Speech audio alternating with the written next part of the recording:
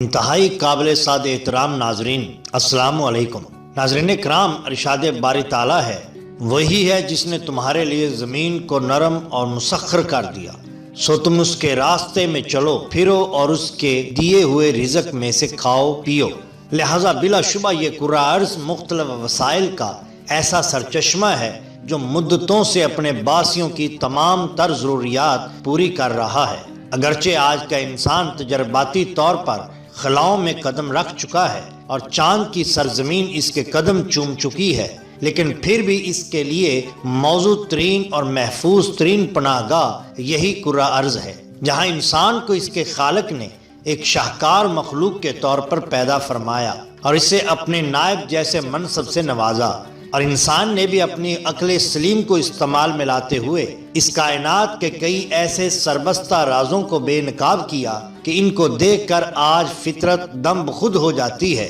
اور اس نے اپنا سفر یہیں پر تمام نہیں کیا، بلکہ اپنے اللہ کے عطا کردہ وسائل کو استعمال میں لاتے ہوئے ذرے کو سورج کا ہمسر کر دیا ہے۔ لیکن گزشتہ 2 صدیوں کے دوران ہونے والی نام نہاد ترقیوں نے زمین کے ماحول کو شدید خطرات سے دوچار کر دیا ہے، جس کی وجہ سے ہماری زمین اس وقت عالمی حدت میں اضافہ یعنی گلوبل وارمنگ کے خطرے کا شکار ہے۔ ناظرین کرام، گلوبل وارمنگ سے مراد انسانی تجربات کے باعث قدرتی ماحول میں ہونے والی تبدیلیاں ہیں۔ آج دنیا کے کئی ممالک میں کوئلے کو توانائی حاصل کرنے کے لیے جلایا جاتا ہے، جو گلوبل وارمنگ اور دیگر ماحولیاتی مسائل کی ایک بڑی وجہ ہے، کیونکہ کوئلہ جلنے کے بعد کاربن گیس کا اخراج کرتا ہے، جو ماحول میں حد درجہ آلودگی پیدا کرنے کے ساتھ ساتھ فضا میں کاربن کی مقدار بڑھا دیتا ہے اور یوں درجہ حرارت میں اضافے کا باعث بنتا ہے۔ اس طرح اوزون کی لیئر،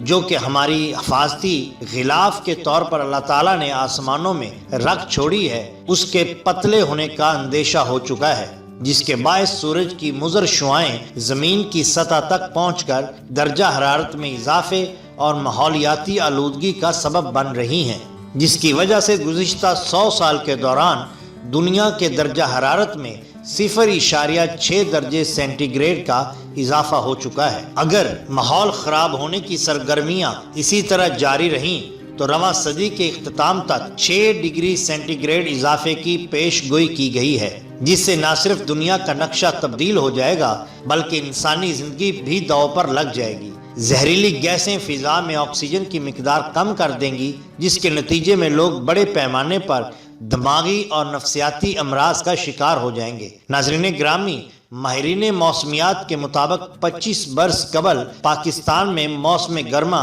لگ بھگ 150 دنوں کا ہوا کرتا تھا، لیکن موسمیاتی تبدیلیوں کے باعث گرمیوں کی مدت بڑھ کر 185 دنوں تک جا پہنچی ہے۔ اس طرح سردیوں کا موسم 110 دنوں سے سکڑ کر 80 یا 85 دنوں تک محدود ہو گیا ہے۔ اور صرف یہی نہیں بلکہ موسم بہار 20 برس قبل 40 سے 50 دنوں کا ہوا کرتا تھا، لیکن اب یہ موسم 15 سے 20 دنوں کا ہو چکا ہے۔ لہٰذا اگر گرمیوں کا دورانیہ اسی رفتار سے بڑھتا رہا تو ایک عشرے کے بعد پاکستان میں موسم سرما اور موسم بہار ناپید ہو جائے گا، بلکہ زراعت، معیشت اور طرز زندگی پر گہرے اثرات مرتب ہوں گے۔ بلکہ یہاں تک کہ ماہرین نے پاکستان کے ساتھ ساتھ دنیا کے کچھ علاقوں کے غرق آب ہونے کی بھی پیش گوئی کر رکھی ہے۔ ماہرین کے مطابق ہمالیہ کی قراقرم رینج میں 20,000 اسکوائر کلومیٹر کے رقبے پر پھیلے ہوئے یہ برفانی تودے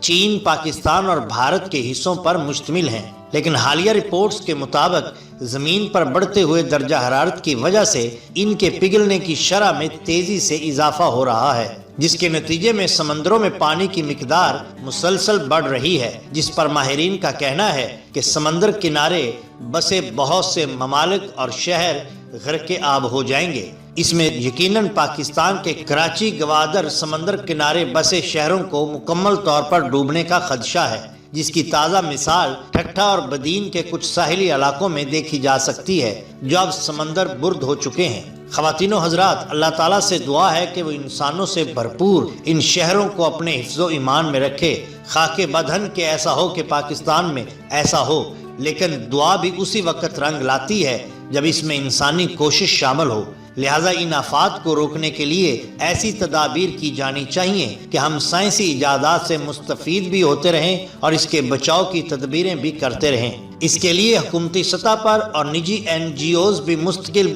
بیداری مہم چلائیں، جگہ جگہ پروگرام منعقد کریں اور لوگوں کو گلوبل وارمنگ کے نقصانات سے واقف کرائیں۔ اور ہمیں چاہیے کہ توانائی اور بجلی کے کثرت استعمال سے بچنے کی کوشش کریں، اپنی ضروریات کے لیے شمسی توانائی کا استعمال کریں، گاڑیوں میں ایندھن کے لیے CNG جیسی ہلکی توانائی والے ایندھن استعمال کریں۔ اس سے گلوبل وارمنگ کے اثرات کو کم کرنے میں یقیناً مدد ملے گی، اور سب سے ضروری اس کے لیے شجرکاری ہے۔ پودے لگائیے اور درخت اگائیے، کیونکہ یہ کاربن ڈائی آکسائیڈ جذب کرتے ہیں۔ اس کے علاوہ ہیٹر اور ایئر کنڈیشنوں کا استعمال بھی ضرورت کے مطابق اور کم سے کم کیا کریں۔ دوستو، یہ صحیح ہے کہ اکیلا انسان کیا کر سکتا ہے، لیکن فارسی کا ایک مشہور مقولہ ہے، قطرہ قطرہ دریا شد۔ اس طرح ہر آدمی اپنی سی کوشش کرے، یقیناً اس سے دوسروں کی رہنمائی ہوگی اور گلوبل وارمنگ کے قدرتی وسائل پر پڑنے والے اثرات کو کم کیا